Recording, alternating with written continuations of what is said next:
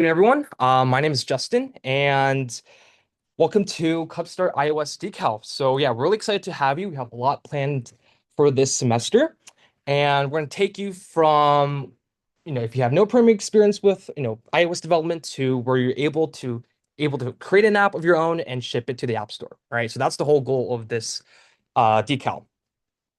So our first lecture today is we're going to talk about some motivation about like why iOS development and why are you here. And then we're going to talk about some core technologies, for example, briefly mention about Git and talk about the programming language that we're going to be using, which is called Swift. Okay. So this is our agenda for today. We're going to introduce ourselves and then we're going to talk about, again, why iOS, why are we here, what is this decal for? Then we're going to talk about some course logistics. And then we're going to briefly mention about some Git stuff. And then we're going to end with talking about Swift. So some quick announcements before we start. Make sure that you're in our ed, as that's the whole, like all of our future correspondence between Dylan and I and you will be on ed. So don't email us on team@cubstart.com. Please, if you have any questions, feel free to ask on ed, or if you have any additional things, you can also feel free to create a private ed post. Also, make sure that you are enrolled in a grade scope, and this is where you'll be turning in assignments. And the code is B37K7R. And if you haven't done this already, please do it ASAP. And to quickly mention, these slides are on our website, which is www.cubstart.com. Cool. So I'm Justin. I am a EECS fourth year, and this is my one, two, three, four. This is my fifth semester teaching this decal. Yeah, I'm really excited to meet everyone. And Dylan, you want to make an introduction? Major. This is my last semester here, so hopefully I can enjoy the class. And this is my third semester, but I was for one semester. So you guys can also teach a class later on too. Yes. Thank you, Dylan. Cool. Let's go into logistics. So this is a curriculum. Again, we have a lot of different, I guess, concepts that we're going to be teaching you. So I want to talk about, Swift. How do you build UI using Swift UI? I want to talk about different kind of UI elements like lists, kind of different other Swift syntax. We'll talk about how do you present views using the navigation stack. We're going to talk about how you can really enhance your application with animations. And then we're going to talk about how you could integrate your app with other third-party servers if you want to get information or fetch information via APIs. And then finally, we talk about data persistence with how you can save data locally on your device using Swift data. And also, if you want to save the data on the cloud, for example, like Firebase, so that all of your different devices can also fetch the same thing from the server. Now, for weeks 10 and 11, these are kind of special concept classes. So they're free. They're up to whatever you guys want to do. Prior semesters, I did a lecture where we talked about widgets. So if you want to create widgets on your home screen, we did a lecture on that. But again, if you later on this semester, if you guys have any other ideas, feel free to let us know. And then we have demo day, in which we'll talk about that in a bit. So our course website, as I mentioned before, is www.cubstart.com, and that's where you can see all of the course information, also our schedule from the last slide. And it also has recordings and other assignments posted there as well. Now, here is the kind of breakdown of your grade. So 10% is lecture participation, 10% is checkoffs during discussions, 30% is a project mid-semester, and then we have a final project component in which, again, we'll talk about that in a later, where 10% is the first check-in, the second 10% is the second check-in, and 30% is the actual project itself. So our attendance policy, again, we're a bit strict because we want to make sure that you're in class, and I think, we believe this is the most optimal kind of experience for you. So we will count attendance not by a form or anything, but instead of polls. So throughout the lecture, we're going to give you a poll, and just basically a Kahoot, and it's going to be graded. So again, it's not a trick question or anything, but you'll still need to do it. And so if you do the poll, you're basically attended this lecture. Now, for discussions, each week, we're going to have an assignment for you to accomplish asynchronously. And then on the Friday, which is our discussion time, we're going to check you off. Okay. And so the checkoff would be your attendance for discussion. And a missed lecture, not poll EV, but like a Kahoot or discussion checkoff will be counted as unexcused. So what does that mean? Well, if you miss more than two unexcused lectures or two unexcused discussions, it's automatic NP. Okay, so we're really strict about this. So again, I want to reiterate, if you miss more than two unexcused lectures or two unexcused discussions, it's a NP. Okay. So again, we want to be in lecture, we want to be in discussion because this is the again iOS development. There's a lot of things, concepts thrown around. So we really want to make sure that you really are here and able to understand and ask questions. Okay. Um, and we're also going to release an attendance plus grade sheets, so you're able to keep track of all of these attendances and grades for your convenience. And we're going to release that pretty soon. All right, so for discussions, it is going to be Fridays 11:30 to 12:30, and it's going to check off for the weekly discussion assignment, which is going to be released after a lecture. And we're going to extrapolate and discuss lecture content. So this is opportunity for you to kind of ask questions and also kind of discuss some extra things discussed in lecture that we didn't have time in lecture to do so. And then for office hours, it's Mondays after lecture 1 to 2 here. It's optional. It's a work session. You could come in to do work. You also can come to ask us any questions, whether it be, jobs or it could be iOS development or something of your interest. So even though on the schedule, right, class schedule, it says Mondays 12 to 2, but only the first hour is mandatory. Okay. So in the middle of the semester, we're going to have a mid-semester project. And this is going to be introduced around, again, a week 4 to 5. And you're going to build a class schedule planner using concepts that we're going to talk about prior to week 4 and 5. And this is a great hands-on opportunity for you to prepare for your final project. And so this is what it looks like. So you can select the theme color. Now everything is on that same color. You could add new classes. You could edit classes. So this is a really cool way to see what you learned in your hands of your phone. Cool. So for late policy, we're not going to have any late extensions or slips because the way to be designed the course, should be very chill. So there should be adequate time for you to be able to accomplish those assignments. But we understand that maybe life sometimes throws at you some extenuating circumstances, and we totally understand that. So if you do need some extra time because of those circumstances, please create a private edit post. Don't email us. Again, don't email us anymore on the team at cubstart.com. For future communication, use Ed. And then requests will approve you on a case-by-case basis. Okay, cool. So for the final project, the whole kind of project is where you're going to be designing and build an app in groups of maximum of 4 of your choice. So you could do solo if you want, or if you want to, I guess work in a group, that's totally fine. Now, more information about requirements will be released later in the semester, and your team or you will create a slide deck, and you'll be presenting a live demo to everyone. And you have around a month to work on it from start to finish. Now, you'll be presenting it at demo day, and this is usually during our week. And there's going to be prizes for certain categories like best UI, community impact, and etc. And again, absences without notifying us will at demo day will also result in an NP because this is an integral part of the decal itself. So these are some past, I guess, students at demo day. And so this student right here created a game where you could imagine tic-tac-toe, but each of the tic-tac-toe boards have its own tic-tac-toe game. So it's like a recursion kind of a tic-tac-toe version, which is pretty cool. And these were our demo day last semester. So this one was more of a science fair style, which we're not going to do. We're going to do like a presentation style, but everyone kind of mingled around, kind of explored what other people built, and it was really cool to see.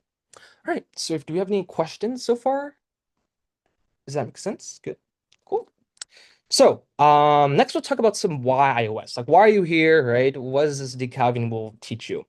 So, in today's world, we use a lot of apps, right? Apps are everywhere. And it's just like, for example, we have apps where we do for productivity, good notes, notability, uh, things, or your to-do list app, right? And then we also have apps that do entertainment, Netflix. You might do HBO Max or YouTube or etc., right? So there's a lot of apps, and I think apps are like an extension of ourselves, right? If we want to communicate with the world, we have web browsers. If we want to have fun, we have those entertainment apps. So there are portals into kind of extensions of what we can do. And so without apps today, it's sort of like, it'll be a very different world, right? So that's why apps are incredible importance of our society, and the fact that you're able to create an app yourself and publish it, I think is really cool. So going from that idea, so let's say you have a problem, right? Sometimes you have a problem that you want to solve. You could build an app, or and that leads to an idea. Maybe you say, okay, I have this problem, I have this idea that could solve that problem, and I could solve that problem using an app. So you code an app to do it, and then after you're finished, you publish it to the App Store. And your work is now seen by millions or hundreds of millions of people, and if you want, you can make a profit. You could also sell it for some, you know, $1, $2, whatever, and you can earn some passive income as well. So I think going from this kind of pipeline from problem to publish, it's just so cool. And the fact that you're able to see your work on your iPhone is like, wow, that's just, it is a really amazing feeling.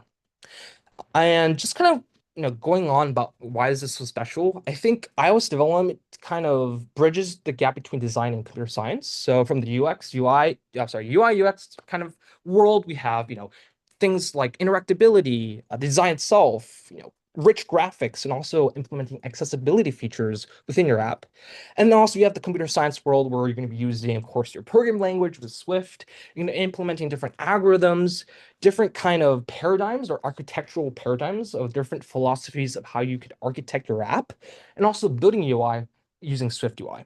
And then at the intersection of those two worlds is where we have iOS development. And I think these kind of two worlds, when they collide, it's a very sweet and amazing kind of feeling that not a lot of other CS disciplines kind of will do. For example, if you do data science, you're just looking at numbers and graphs, right? But you know, web and iOS development, you kind of see visually, right, what you worked on, and I think that's really cool. So what can you do? So there's a lot. So for example, these are my apps that I kind of like. Have you guys heard of Things before? No? It's a native iOS app. It's a to-do list app. It's very simple and it's clean, and I really like it. So check it out if you haven't.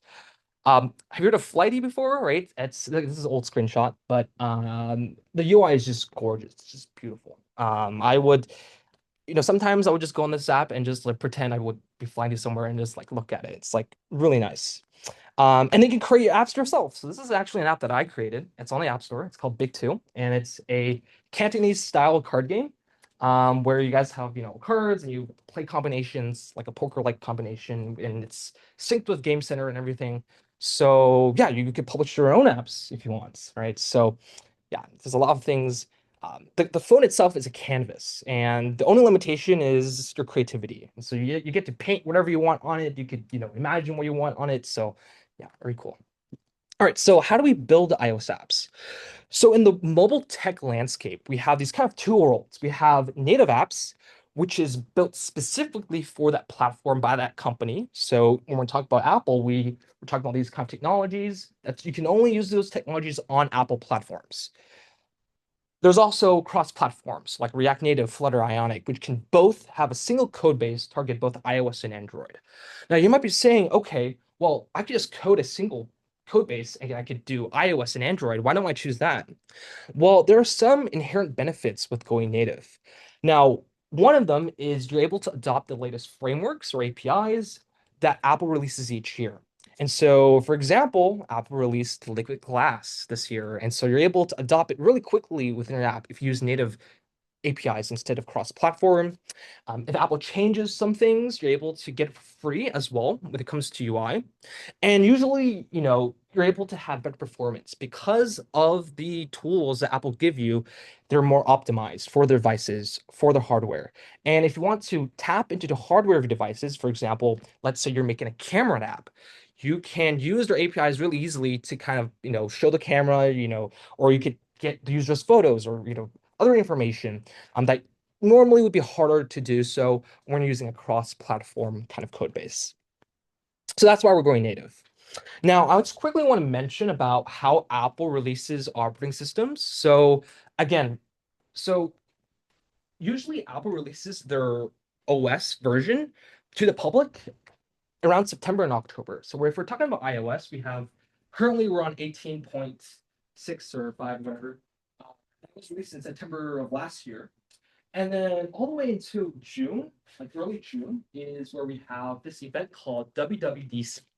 What does that stand for? Well, it stands for Worldwide Developer Conference. And that's where new developer tools and frameworks are released for developers to use. And in the iOS community, we shortened this WWDC to DubDub. So I'm be calling this DubDub25 or DubDub from now on. And if you're in the iOS community and you say DubDub, you're like, oh, you know the lingo. Um, and then usually in early July is where we have, well, okay, well, so after DubDub or in between early July is where developers get their beta. But it isn't released into the public until mid-July, where the public itself can access the beta itself. And then we're around like right here where actually Apple is releasing their new iPhones tomorrow morning. And that kind of coincides with the actual release of the operating system itself. So what's interesting is that Apple now is consolidating all of their naming schemes. So before we had Mac OS 15 or 14 with right now we're on Sequoia, we have iPad OS, I don't know, like 18 or something, and then like just different name schemes. And the WatchOS right now we're at WatchOS 11 or 12. So right now Apple is consolidating or unifying all the name schemes. So now we're at iOS 26, iPadOS 26, WatchOS 26, macOS 26, WatchOS and so forth, right? So now it's all unified. So that's kind of the whole kind of pipeline or timeline that Apple does releases. So I think this might be helpful. So what happened at WWDC? So this year there was a big update, and the biggest thing, of course, is Liquid Glass. And Liquid Glass is a new UI UX paradigm where we're using this kind of material that's like glassy, and it's not just a regular blur. It actually functions like glass. So you could see that the light refracts around the glass itself, right? It's not a regular Gaussian blur, and it has different properties. As you move your phone around, the edges of the rim will highlight corresponding to how you move your phone. It has sort of like a parallax effect. And there's different, again, it changes the way how we could write, design our UI. So this is a really cool and really kind of sexy kind of UI here. And if you look back of your old apps, right, you look at your old iOS 26 apps, they're like, wow, this is really outdated. So this is really interesting. Some people are kind of conflicted because some people mention about accessibility issues, it's hard to read or whatever, but it is indeed a kind of glimpse into the next chapter of what Apple thinks about UI. And there's also a bunch of new APIs. For example, did you know that you couldn't create or apps couldn't create alarms for you, but now we can with Alarm Kit. There's the Foundation Models API, which is for those who are into ML. This is Apple's like local LLM API where you could it's designed for certain tasks like summarization and also tagging. So for example, if you're a notes app, right, you can call this foundation models API and it will give you tags for the user to, I guess tag items on. So, and there's a lot more, but these are I think the more uh, things that popped out. All right, so how do we build iOS apps? Well, there's three components. One of them is Xcode. Now, you need to have a Mac. If you don't have a Mac, please come talk to us after the lecture. But a Mac is a requirement for this course. So Xcode is the IDE that we will be coding in. So an IDE, if you don't know, it stands for Integrated Developer Environment, which is basically the app itself that you use to code apps. And it has a bunch of tool chain also built in. It has a debugger, it has different UI to kind of preview your app before you actually run it and so forth. And uh, the apps APIs themselves are tied to the OS Xcode version. So what does that mean? Some functionalities or some code is tied to the OS. So for example, iOS 26 released a bunch of new kind of code that you could use, but prior to that, you can't use that. So you have to match the correct Xcode version to the OS and so forth. But you don't need to worry about that. But that's kind of how it is. The requirements for this course is that you need to have Xcode 15 and above, or in macOS Ventura 13.5. Now, The latest version of Xcode is Xcode 16. So if you just go to the Mac App Store, download it, you should be good to go. The second kind of puzzle is Swift. Swift is a programming language. What does that mean? Well, a programming language allows you to write logic to perform computations and write algorithms. It also allows you to write and specify logic and data models. So for example, let's say during my app, right, of this card game app, how do I represent a game? How do I represent a player? Well, I could use Swift to kind of create that data model that I could use to use in my app.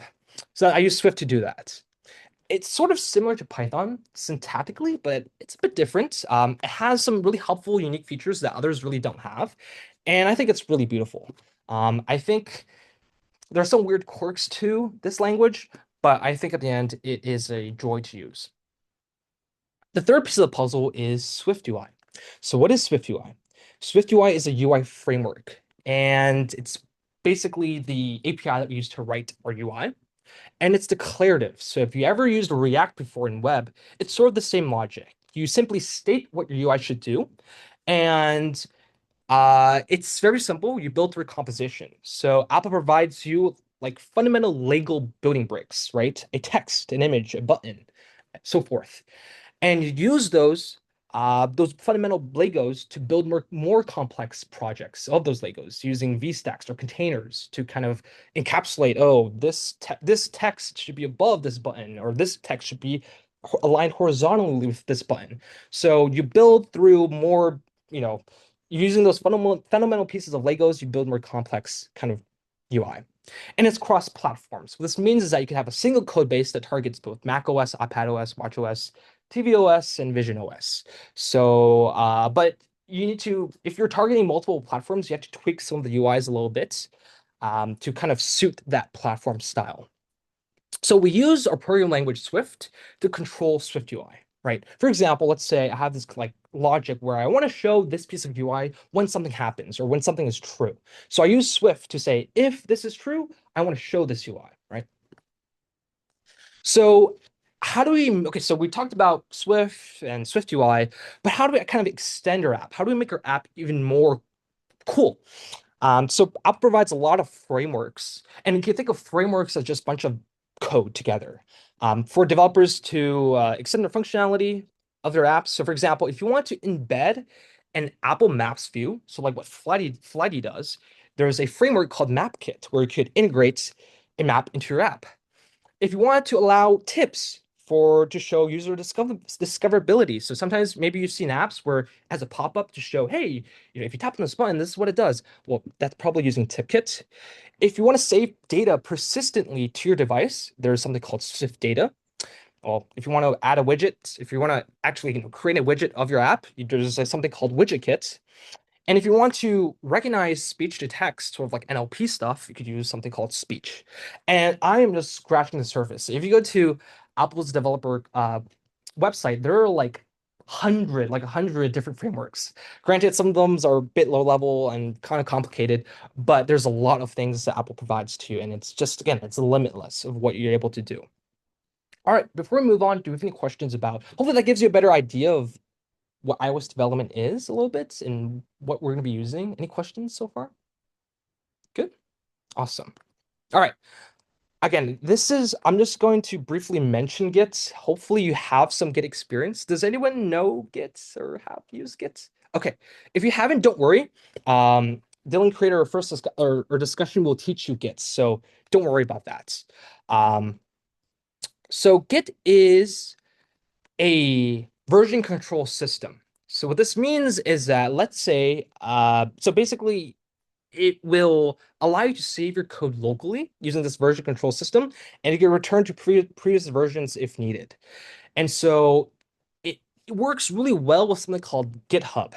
And GitHub is a cloud-based hosting service for your code that you're able to share your code and access other people's code that they post on GitHub. So you can think of GitHub as like Google Drive for your code. Okay.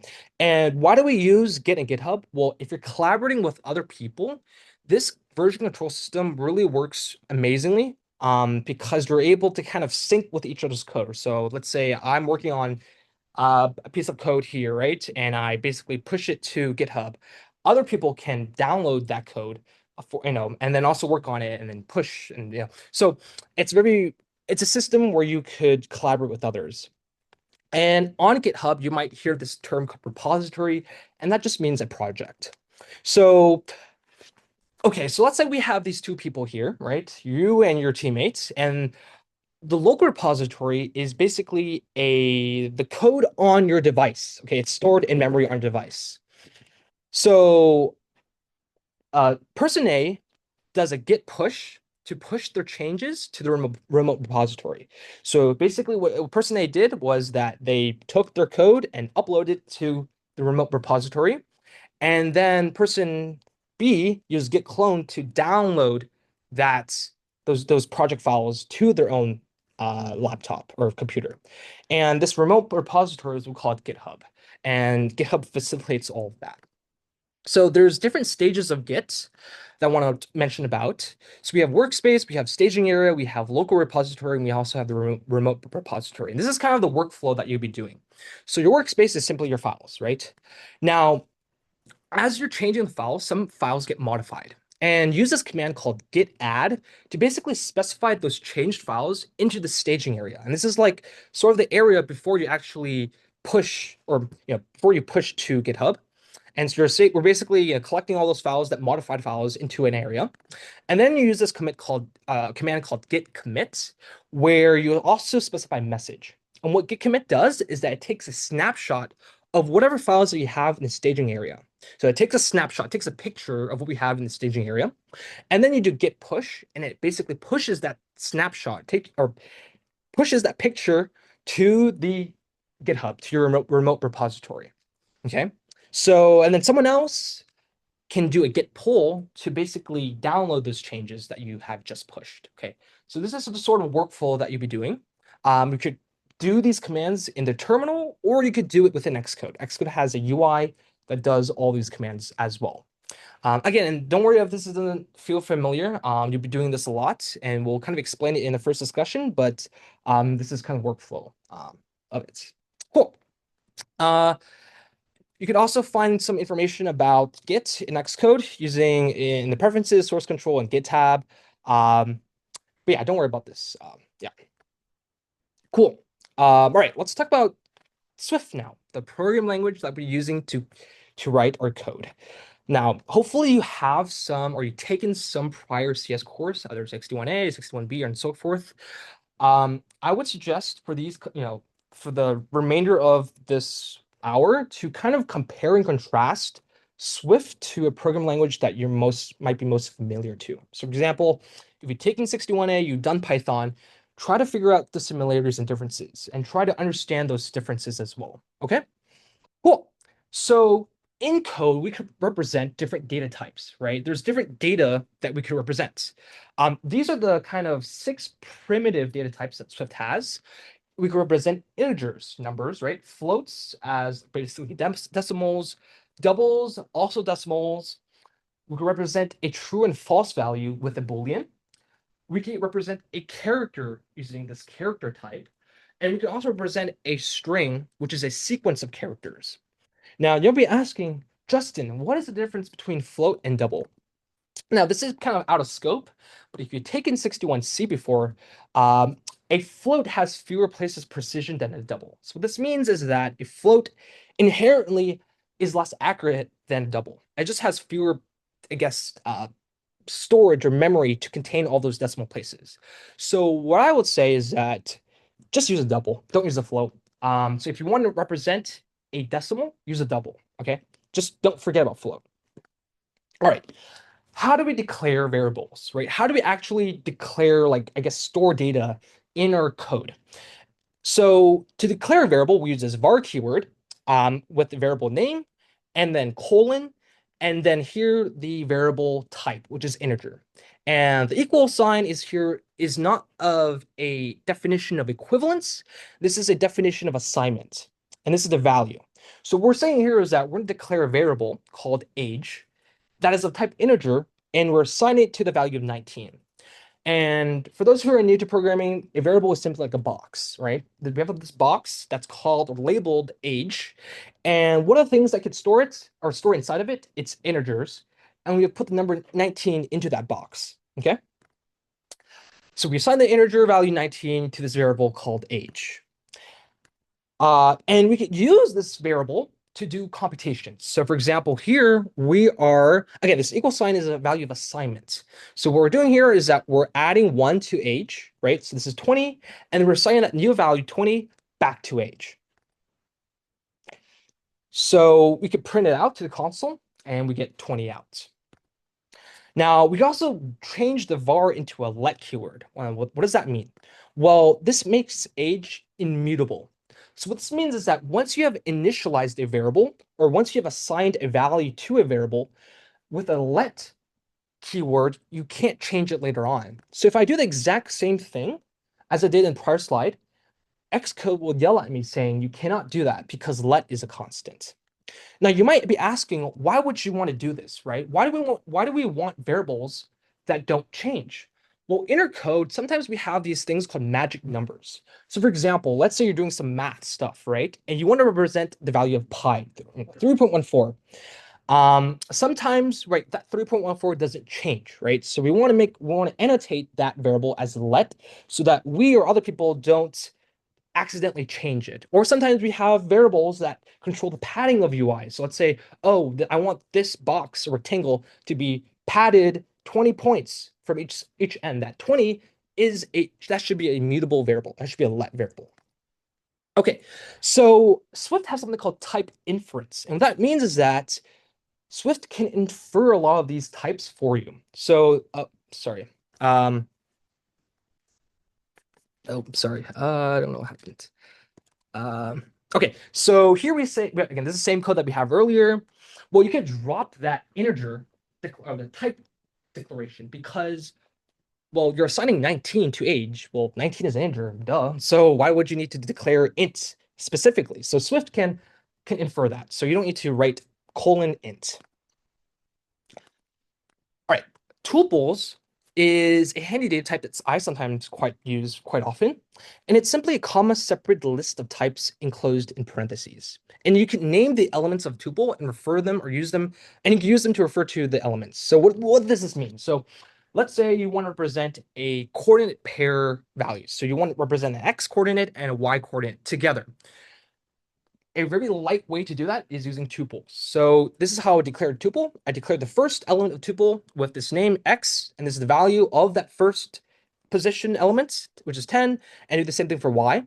I can get those values using this dot notation. So I can use dot x to access this value right here. This is 10.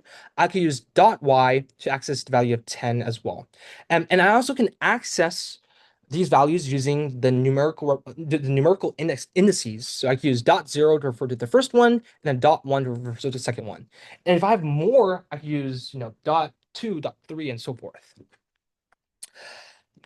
In Swift, we have this group of types called collections. And we have three main collections. One of them is arrays. The second one is called sets. And the third one is called dictionaries. Arrays are ordered list of items. Arrays are ordered list of items. Sets are unordered, like a collection of items, but everything in the set is unique. And dictionary has a key and value pairing. So if you think of dictionary like an actual dictionary, the key would be like the word itself, and the value would be the definition. So you would access the definition via the key. So you just apply the key, you get the value. So let's talk about the array. Again, it's an ordered list that can contain duplicates. So this is how you declare array in Swift. Varbirds equals or assigned, this array. And we have these three elements. Each of the items in array is called an element. And elements in array have to be the same type. Okay, so all these are type strings. Cool. So it can have duplicate elements. So I can have sparrow, sparrow multiple times. And it has an inherent ordering. So what do I mean by that? So to access these elements in this array, we use something called indices. So if you want the first one, the first element, I use birds, bracket 0, close bracket. And that's because each of these elements is assigned a number. And in Swift and many other programming languages, the first element is index 0. Okay. So if I do birds 2, I will get hawk out. Okay. Swift, I think Python supports negative indices. Swift does not do that. Okay. Just a disclaimer.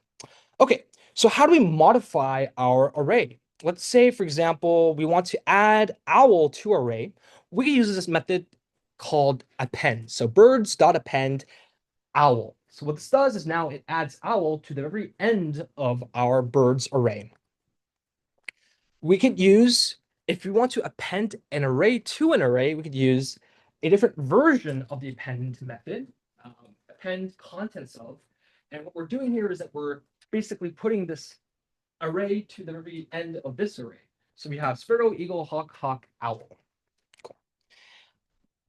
If we want to remove an element from an array, there's a version where we could remove at a specific index. So I'm saying I want to remove the element at index 1. So it drops or removes eagle. Now birds is sparrow and hawk. Okay, so again, those are just some operations I could use on array. There's a lot more. I'm just scratching the surface, but hopefully that gives you a sense of kind of the syntax of arrays. All right, so another crucial part of programming is able to kind of specify how data should flow or different conditions. If you have a certain condition, you want to specify this should happen on this condition, this should happen at a different condition. So here we have an if statement. So we have these two variables, age and name, and we have this if statement. So what this does is that it's going to go by one condition, and one condition until a condition is true. If a condition is true, it will execute the stuff in the brackets and then jump out of this if statement. So let's take a look here. We have age is 50. So it first goes to here and it says, is age less than or equal to 1? Well, that's false, of course, right? So then it goes to the next one. Is age less than or equal to 4? Nope. And it continues. And in this case, it actually goes to this else clause. And this else clause is basically like a catch-all. So if all these guys are false, we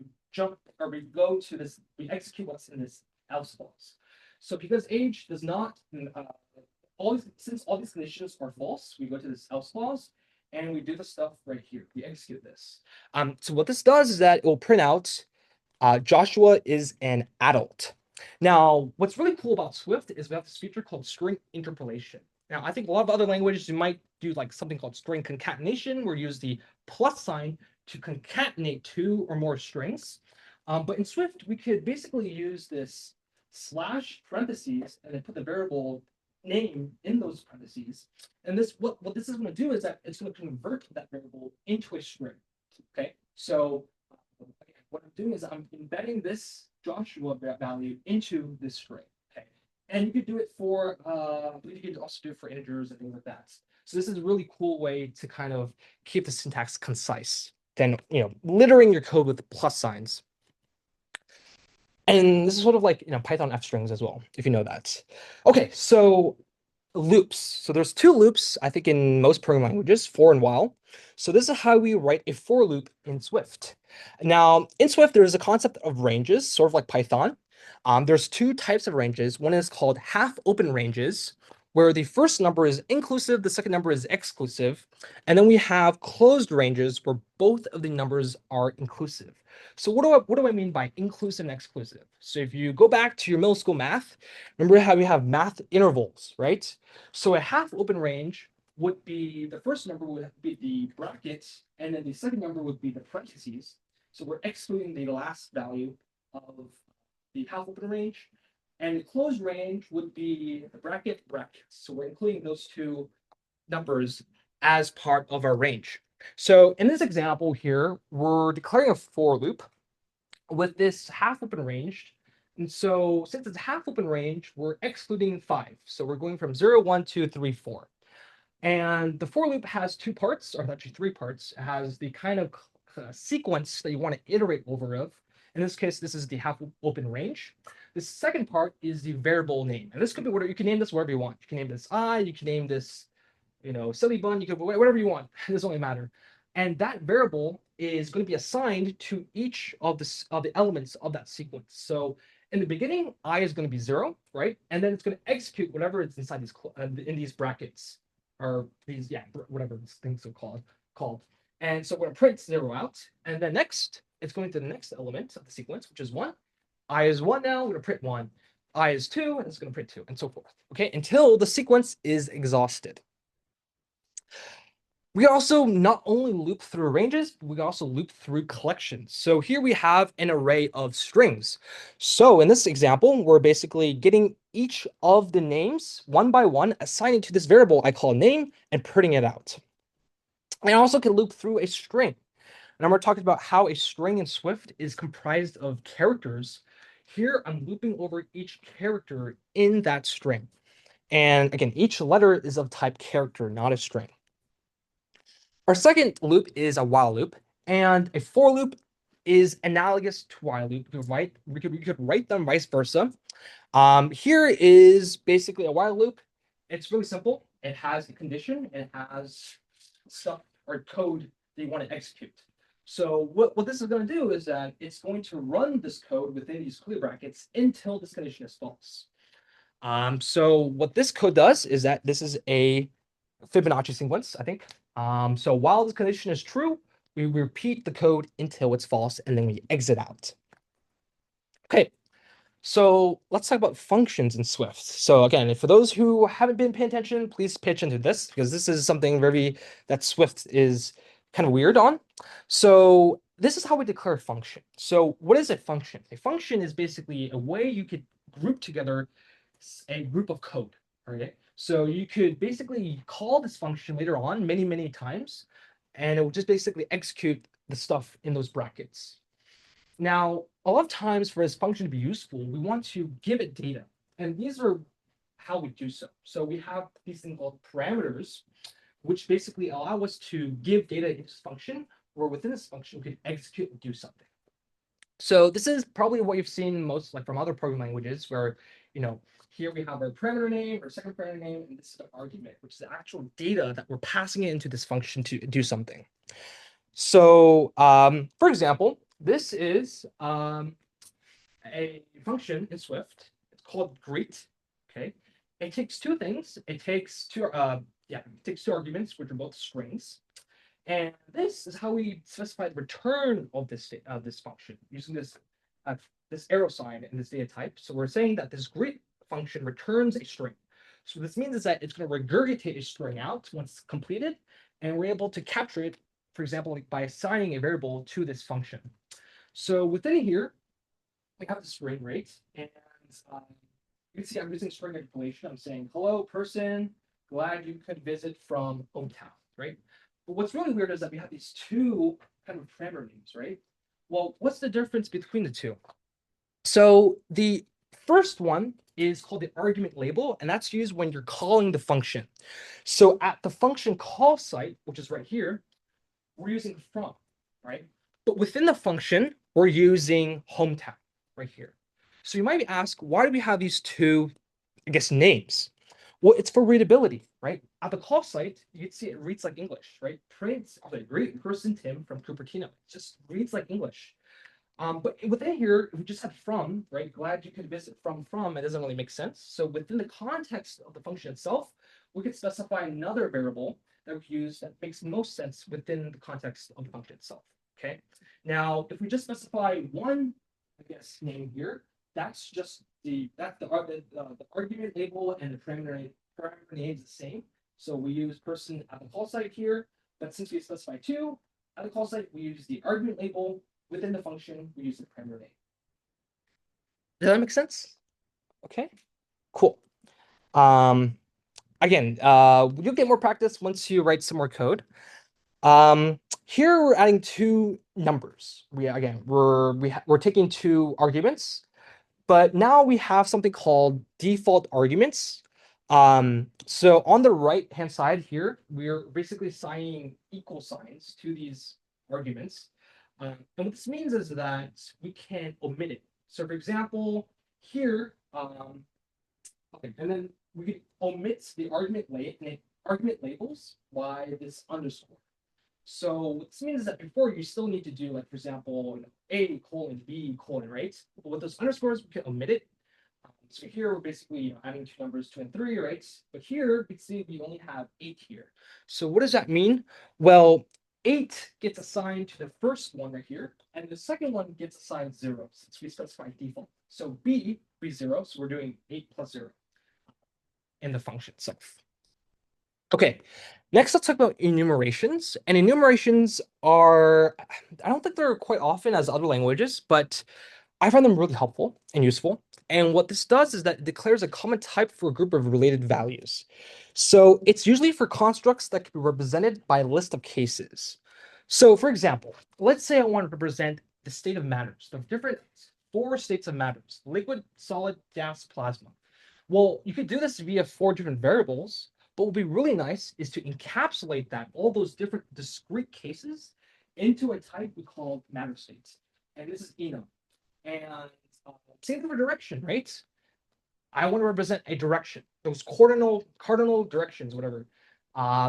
Left, right, up, down, north, south, east, west, right? I could encapsulate that in an enum, and I could use that to do different tasks. Most commonly with a switch statement. And I think a switch statement works really well with the enums, and I think it's a better if. So what a switch statement does is that it considers a value and it compares against several possible matching patterns.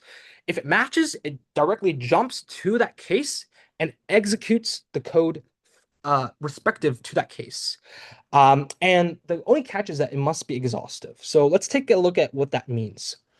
So we have an enum very top, and it's variable, right? And assign it to the left case of the direction enum. Now, there's 2 ways you write this. You can use equals direction dot left, but Swift can infer because I declared it here as well. I the type, so just use dot left. So I use a switch statement that takes in that value, current direction. And what it's going to do is that it's going to take that value of current direction, which is currently the direction left, and match it against these different cases. Now, right now it's dot left, so what it's going to do is that it's going to directly jump to the left case and then print or execute the code here, and it's going to print turning left. Now, what it means to be exhaustive is that all their cases within your switch statement should consider every single possibility of this value. So what I could do is I have 4 cases. I could do case left, case right, case up, case down. Or I could use this default, which is sort of like the if clause in a statement, which says if none of these matches, just goes directly to this default case. Okay.